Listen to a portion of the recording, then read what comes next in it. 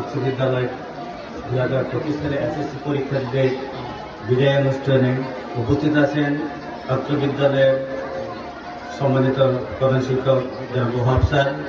মঞ্চে উপস্থিত আছেন আমার সহকর্মীবৃন্দ এবং মঞ্চের সামনে উপস্থিত আছেন আমার প্রিয় শিক্ষার্থী বন্ধুরা।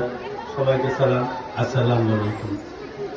এই বিদায়টা এটা বিদায়, এখানে অনেকে বিদায়কে অন্য অর্থ দেখতে পারে, ভিন্ন অর্থ দেখতে পারে।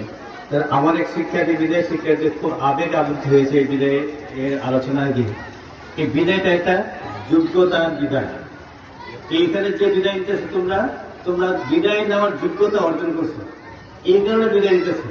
এবং ইনায়াতে কি দেখতে জীবনে কিছু করতে হলে, দেশের জন্য কিছু করতে হলে, সমাজের জন্য কিছু করতে হলে অবশ্যই যোগ্যতা থাকতে হবে। আর যোগ্যতা অর্জন করতে পারলে তুমি বিদায় নিতে পারবে।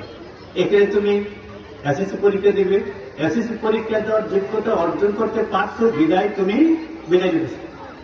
তারপরে তুমি এসএসসি পাস করবে, কলেজে যাবে, কলেজে একদিন বিদায় দিতে হবে, তবে ইউনিভার্সিটিতে যাবে তাও একদিন বিদায় দিতে হবে। এই বিদায়টা যোগ্যতা অর্জন বিদায়।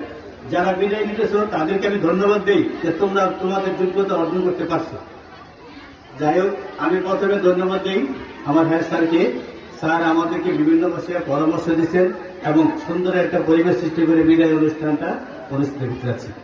আরেকটা বিষয় হচ্ছে যে আমি আমার সহকর্মী শিক্ষকদেরকে ধন্যবাদ দিই যে স্যাররা এই যে আমরা এবার শীতকালীন ছুটি, আমরা শীতকালীন ছুটিও নেই।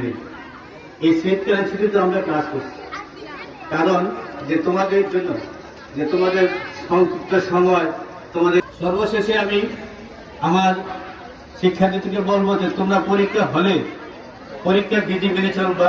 আর এই বিষয়ে হয়তো আমাদের হ্যাঁ স্যার তোমাদের ইনহাউস একটা আলোচনা করবে।